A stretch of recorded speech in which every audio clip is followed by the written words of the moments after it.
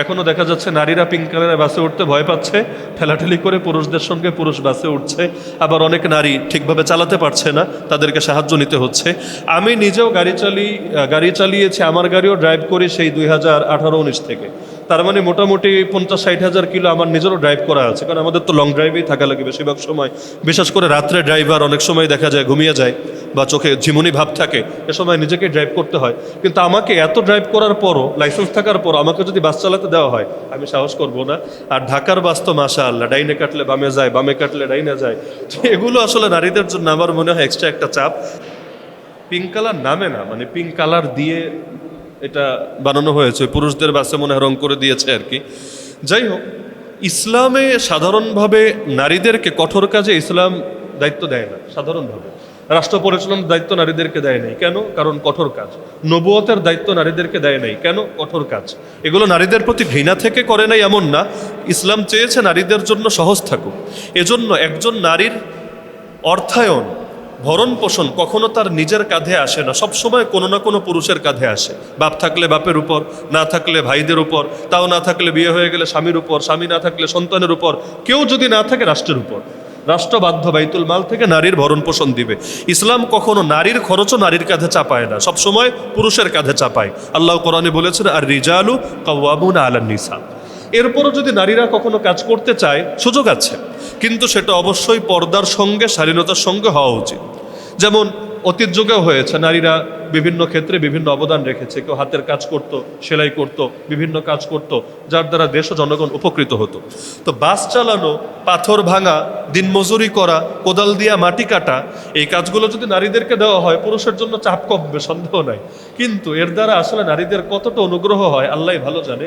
কারণ কষ্টের কাজ আল্লাহ নারীদের দেহটা এমনভাবে বানিয়েছে, এটা কষ্টের কাজের জন্য খুব একটা উপযুক্ত না। বিশেষ করে তাদের ঘরের চাপই এত বেশি থাকে। কেউ যদি বাচ্চা কাচ্চার হক আদায় করতে চায়, আর বাচ্চার হক নারীরাই আদায় করতে পারে, পুরুষরা 10 জন পুরুষ মিলেও একজন মায়ের শূন্যতা পূরণ করতে পারবে না, এটাই স্বাভাবিক। 10 পুরুষও যদি চেষ্টা করে, একজন মায়ের শূন্যতা কখনোই পূরণ করা পসিবলই না। এজন্য যেই বাচ্চারা মায়ের কাছে বড় হয় না, ওই বাচ্চারা একরকম হয়, আর যারা মায়ের আদরে মায়ের কোলে বড় হয় তারা আরেক রকম হয়। এজন্যই তো কথা আছে, তুমি আমাকে শিক্ষিত মা দাও, আমি তোমাকে শিক্ষিত জাতি উপহার দেবো। বাপের ব্যাপারে কিন্তু বলে নাই তুমি শিক্ষিত বাপ দাও, আমি শিক্ষিত জাতি উপহার দেব, বরং তুমি শিক্ষিত মা দাও, আমি শিক্ষিত জাতি উপহার দেব। কারণ সন্তানের প্রথম বিদ্যালয় হলো মায়ের কোল। এজন্য মা যত ভালো হয়, সন্তানরা আলহামদুলিল্লাহ তাদের জন্য ভালো হওয়াটা তত সহজ হয়। তো নারীদের জন্য এই দায়িত্বটাকে ছোট করে দেখার সুযোগ নেই। অনেকে ঘর দেখাকে ছোট মনে করে, কিন্তু আপনি বিষয়টা খেয়াল করেন, ঘর দেখা কেন ছোট হবে? দুনিয়াতে যারা বড় হয়েছে নারীদের অবদানেই বড় হয়েছে। ইমাম বুখারী রাহমাতুল্লাহ আলাইহি তো ছোটবেলায় অন্ধই হয়ে গিয়েছিল রোগের কারণে, তাই চোখে দেখতেই পারতেন না। মায়ের দোয়ার বরকতে আল্লাহ তাআলা তার চোখের আলো পর্যন্ত ফিরিয়ে দিয়েছিলেন। তো মায়েদের অবদানটা তো মোটেও ছোট না। আজকে আমরা যারা বড় হয়েছি, ছোটবেলায় মায়েরা কষ্ট করেছে বলেই আজকে আমরা এই পর্যন্ত আসতে পেরেছি। তাহলে নারীদের জন্য সরকারের পক্ষ থেকে সবচাইতে বড় অনুগ্রহ হবে, নারীরা ঘরের ভেতরেই কিভাবে ভরণ পোষণ ঠিকভাবে পায়, মূল্যায়ন পায়, সমস্ত নির্যাতন থেকে তারা মুক্ত থাকে, এবং যে কোনো ক্ষেত্রে ক্ষতিগ্রস্ত হলে তারা রাষ্ট্রীয় এবং আইনি সেবা পায়, এটা নিশ্চিত করা। এখন তাদেরকে রাস্তায় নামিয়ে দিলে কাজ হবে, কিন্তু এতে লাভ কতটুকু হবে আল্লাহ ভালো জানে। বিশেষ করে এখন সরকার যে উদ্যোগটা নিয়েছে পিঙ্ক কালারের বাসের ক্ষেত্রে, এটা সম্ভবত এমন যে সবাই নারী থাকবে, হেল্পারও নারী, কন্ডাক্টরও নারী, তারপর চালকও নারী, সবই নারী। এটা অবশ্যই নারীদের নিরাপত্তার বিষয় মাথায় রেখেই করা হয়েছে, যতটুকু আমরা বুঝি। নিয়াত ভালো, কিন্তু আসলে কতটুকু বাস্তবায়ন হবে আল্লাহ ভালো জানে। এখনো দেখা যাচ্ছে নারীরা পিঙ্ক কালারের বাসে উঠতে ভয় পাচ্ছে, ঠেলাঠেলি করে পুরুষদের সঙ্গে পুরুষ বাসে উঠছে। আবার অনেক নারী ঠিকভাবে চালাতে পারছে না, তাদেরকে সাহায্য নিতে হচ্ছে। আমি নিজেও গাড়ি চালিয়েছি, আমার গাড়িও ড্রাইভ করি সেই 2018-19 থেকে। তার মানে মোটামুটি 50-60 হাজার কিলো আমার নিজেরও ড্রাইভ করা আছে, কারণ আমাদের তো লং ড্রাইভেই থাকা লাগে বেশিরভাগ সময়। বিশেষ করে রাত্রে ড্রাইভার অনেক সময় দেখা যায় ঘুমিয়ে যায় বা চোখে ঝিমুনি ভাব থাকে, এ সময় নিজেকে ড্রাইভ করতে হয়। কিন্তু আমাকে এত ড্রাইভ করার পরও, লাইসেন্স থাকার পর আমাকে যদি বাস চালাতে দেওয়া হয় আমি সাহস করব না। আর ঢাকার বাস তো মাশাআল্লাহ, ডাইনে কাটলে বামে যায়, বামে কাটলে ডাইনে যায়। তো এগুলো আসলে নারীদের জন্য আমার মনে হয় এক্সট্রা একটা চাপ। তো সরকারি ভালো জানে যে তারা আসলে থেকে করেছে। তবে নারীদের ড্রাইভ না জায়েজ না, ভালোভাবে না জায়েজ না, এই ফতোয়াটা ক্লিয়ার থাকা দরকার। এমনকি কোনো নারী যদি পার্সোনাল গাড়ি নিজে ড্রাইভ করে, আমি মনে করি এটা ওই দৃশ্যের চাইতে ভালো যে পুরুষের সঙ্গে বাসের মধ্যে ঠেলাঠেলি করে, এ গায়ে হাত দেয়, ওই করে, ও সেই করে, ওইটার চাইতে ভালো আমি মনে করি।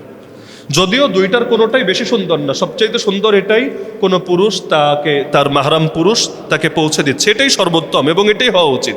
কিন্তু বাই চান্স কারো এমন ব্যবস্থা নাই, সেই ক্ষেত্রে আমি মনে করি পুরুষের সঙ্গে গায়ে ঠেলাঠেলি করার চাইতে নিজে যদি স্বাধীনতার সঙ্গে পর্দার সঙ্গে কেউ ড্রাইভ করেও এটাকে নাজায়েজ বলার সুযোগ নেই, ঢালাওভাবে নারীদের ড্রাইভকে নাজায়েজ বলে, এটা আমি সমর্থন করি না।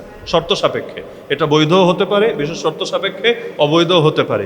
যদি সেটা পর্দার বিধানকে লঙ্ঘন করে, স্বাধীনতাকে লঙ্ঘন করে, যদি সেটা সমাজের মধ্যে ফিতনা সৃষ্টি করে, তাহলে ভালো মন্দ উভয়টাই আছে। ফতোয়া এত পানি ভাত বানায় ফেলেন না যে আপনার আবেগের সাথে সাংঘর্ষিক হলেই ঢালাওভাবে সব কিছুকে হারাম বলে দিবেন। সমাজের জরুরত কিছু বিষয় আছে। উমরি কাজা নামাজ কখনো কিভাবে পড়তে হবে, আর ছেলে মেয়েদের নামাজ কত বছর বয়সে ফরজ হয়? উমরি কাজা মানে হলো, ওমর মানে জীবন, উমরি কাজা মানে জীবনভর যত কাজা নামাজ জমেছে এগুলো আদায় করা। আমাদের দেশে সালাফি ভাইয়েরা একটা মত প্রচার করে যে যারা নামাজ ত্যাগ করে, নামাজ পড়ে না, এরা হলো কাফের। এবং এই পক্ষে একটা হাদিস দেখায়, আল্লাহ রসুলের হাদিস, মান তারাকা সলাতা মুতাআম্মিদান ফাকাদ কাফারা, যার অর্থ হলো যে ব্যক্তি ইচ্ছাকৃত নামাজ ছেড়ে দিল সে কুফরি করলো। হাদিসটা সহি, কোনো সন্দেহ নেই। কিন্তু এই হাদিস যেমন সহি, আজকে জুম্মার বয়ানে আমরা একটা হাদিস শুনিয়েছিলাম, যে ব্যক্তি তার মুসলমান ভাইয়ের সঙ্গে 3 দিনের বেশি সম্পর্ক ছিন্ন করে রাখে সে কুফরি কাজ করলো, ওই হাদিসও তো সহি।